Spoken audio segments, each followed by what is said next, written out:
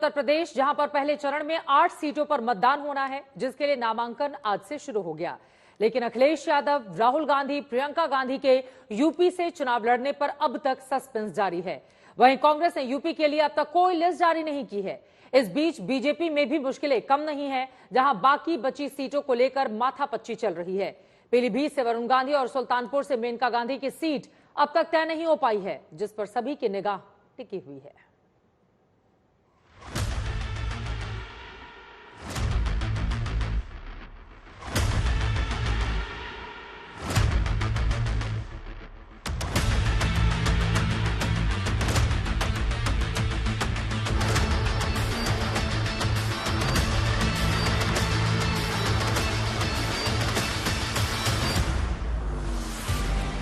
क्या अमेठी से चुनाव लड़ेंगे राहुल गांधी?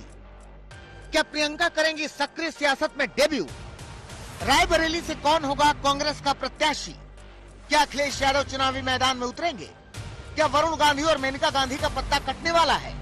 क्या मैनपुरी सीट से अपर्णा यादव डिंपल के खिलाफ चुनाव लड़ेंगी? देश के सबसे बड़े सूबे में हर पार्टी के सामने चुनौतियां हैं। सबसे पहले समझते हैं वरुण गांधी का खेल। पीलीभीत में पहले चरण में मतदान होना है, लेकिन बीजेपी ने वरुण गांधी का नाम फाइनल नहीं किया है। सूत्रों की माने तो इस बार वरुण गांधी का टिकट कट सकता है। वरुण गांधी के प्रतिनिधि ने नॉमिनेशन के 4 पर्चे खरीदे हैं। सूत्रों की माने तो बीजेपी से टिकट न मिलने पर वरुण गांधी निर्दलीय चुनाव लड़ सकते हैं। सूत्रों की माने तो एसपी की बैठक में वरुण गांधी के नाम पर भी चर्चा हुई। अखिलेश यादव से जब इस पर सवाल किया गया तो पहले अखिलेश ने सस्पेंस बनाकर रखा और फिर बाद में वरुण गांधी के साथ संपर्क की खबरों से इनकार कर दिया।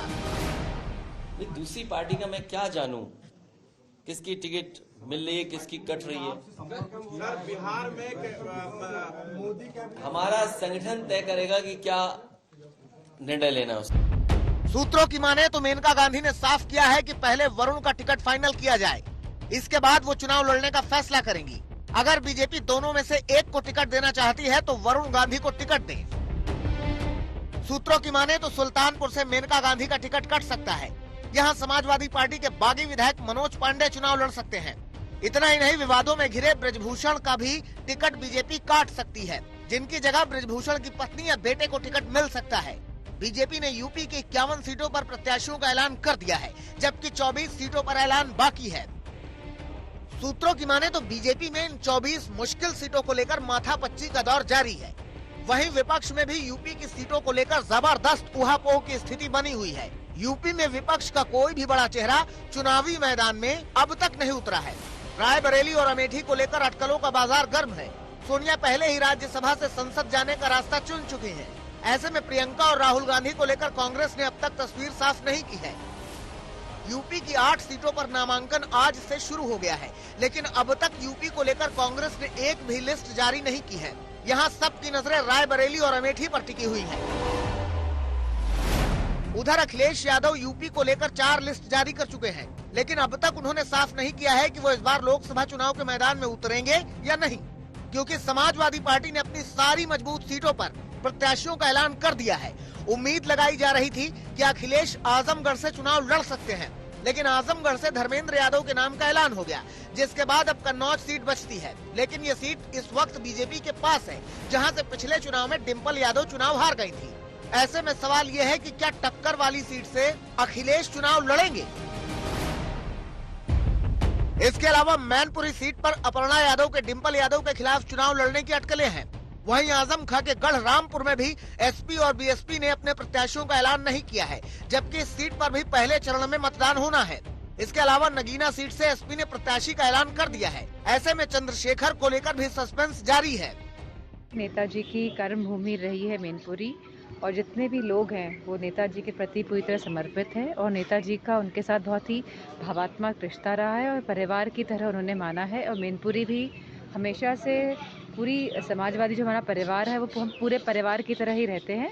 तो बहुत अच्छा चुनाव होगा, चाहे कोई भी आए। बहरहाल ये खेल यूपी का है, जो देश की सियासत का केंद्र बिंदु है। बीजेपी ने यहाँ 80 सीटों का टारगेट रखा है, तो विपक्ष के बड़े दिग्गजों का मैदान में उतरने को लेकर सस्पेंस बना हुआ है। लखनऊ से कुमार अभिषेक के साथ आज तक ब्यूरो। कुमार अभिषेक हमारे संवाददाता जुड़ चुके हैं और ज्यादा जानकारी के साथ। कुमार, जिन 5 बड़े चेहरों का हमने जिक्र किया, राहुल, प्रियंका, अखिलेश यादव, वरुण गांधी और मेनका गांधी, क्या है अंदर की खबर इन 5 लोगों को लेकर, वो भी तब जब आज से चुनावी प्रक्रिया शुरू हो चुकी है यूपी में पहले चरण के लिए? बिल्कुल चित्रा, ये 5 नाम बेहद अहम है, सब पर सस्पेंस बरकरार है। राहुल और प्रियंका चुनाव लड़ेंगे या नहीं, ये बड़ा यक्ष प्रश्न है और अभी तक इस बारे में कोई कह सकते हैं कि मैसेज तक नहीं है कि आखिर ये लड़ेंगे या नहीं लड़ेंगे। ज्यादा चर्चा है शायद ये न लड़ें। अखिलेश यादव के लिए कन्नौज सीट है। अखिलेश यादव ने काफी पहले से ये इच्छा जताई है कि वो कन्नौज लड़ेंगे, लेकिन क्या अब वो यहां पर लड़ते हैं या नहीं लड़ते हैं, ये भी फैसला अखिलेश यादव को लेना है। और रही बात मेनका गांधी की, तो मेनका गांधी को लेकर बीजेपी के भीतर बहुत कंफ्यूजन नहीं है, लेकिन सबसे बड़ा कंफ्यूजन अगर है, संशय है, तो वो वरुण गांधी को लेकर के है।